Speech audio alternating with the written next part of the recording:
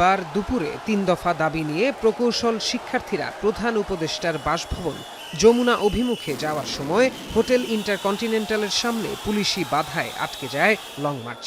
এ সময় আন্দোলনকারীদের ছত্রভঙ্গ করতে টিয়ার শেল, সাউন্ড গ্রেনেড ও জলকামান ছোড়ে পুলিশ। শিক্ষার্থীদের ওপর পুলিশ লাঠিচার্জ করলে ছত্রভঙ্গ হয় তারা। আহত হন বেশ কয়েকজন শিক্ষার্থী। এই ঘটনায় ক্ষোভে ফেটে পড়ে সারা দেশের প্রকৌশল বিশ্ববিদ্যালয়ের শিক্ষার্থীরা।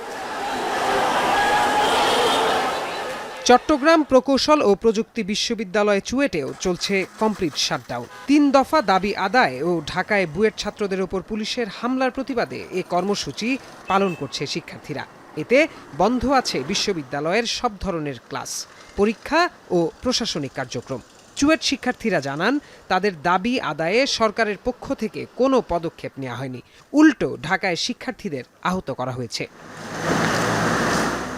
কেন্দ্রীয় কর্মসূচির অংশ হিসেবে ক্লাস পরীক্ষা বর্জন করেছে রাজশাহী প্রকৌশল ও প্রযুক্তি বিশ্ববিদ্যালয় রুয়েটের শিক্ষার্থীরাও। বৃহস্পতিবার সকাল থেকে ক্লাস পরীক্ষা সহ সকল প্রশাসনিক কার্যক্রম বন্ধ রেখেছে তারা। শিক্ষার্থীরা জানান, পুলিশি হামলার বিচার নিশ্চিতের পাশাপাশি ৩ দফা দাবি আদায় না হওয়া পর্যন্ত প্রতিবাদ কর্মসূচি চলবে।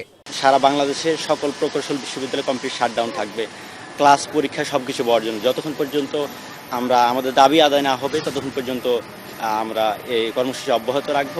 প্রকৌশল অধিকার আন্দোলনকারীদের ডাকা কমপ্লিট শাটডাউন কর্মসূচির প্রভাব পড়েছে খুলনা প্রকৌশল ও প্রযুক্তি বিশ্ববিদ্যালয় কুয়েটে। বিশ্ববিদ্যালয়ের বেশ কিছু বিভাগে সকাল থেকেই ক্লাসে যায়নি শিক্ষার্থীরা, তবে কিছু বিভাগের ক্লাস চলতে দেখা গেছে। শিক্ষার্থীরা বলছেন, প্রকৌশলী অধিকার আন্দোলনকারীদের সাথে তারাও একমত। ক্লাস কিছু কিছু ডিপার্টমেন্টে হচ্ছে, আর কিছু কিছু ডিপার্টমেন্টে অধিকাংশই হচ্ছে না। বিএসসি ইঞ্জিনিয়ার ছাড়া কেউ হচ্ছে যে নামের আগে ইঞ্জিনিয়ার লাগাতে পারবে না। এটার সাথে আমরা একাত্মতা প্রকাশ করি।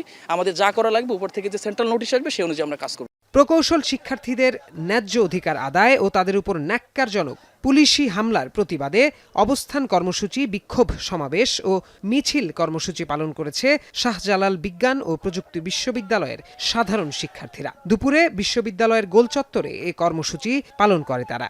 নতুন বাংলাদেশে এই ধরনের কোনো ধরনের কোনো বৈষম্য চাচ্ছি না। 3 বছর একটা ডিপ্লোমা কোর্স করে যদি সেম অধিকার চায়, এটা তো আসলে পসিবল না। যে অযৌক্তিক কিছু নিয়ে রাজপথে নামছি এমন না, তো সেক্ষেত্রে পুলিশের যে আচরণ সেটা অবশ্যই হচ্ছে কি আমার কাছে খুবই অযৌক্তিক মনে হয়েছে।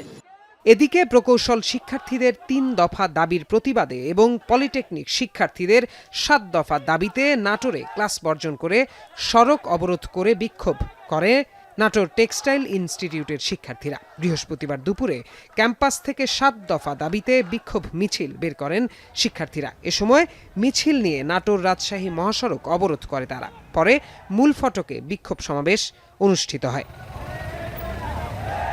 প্রত্যয় দাস, এখন।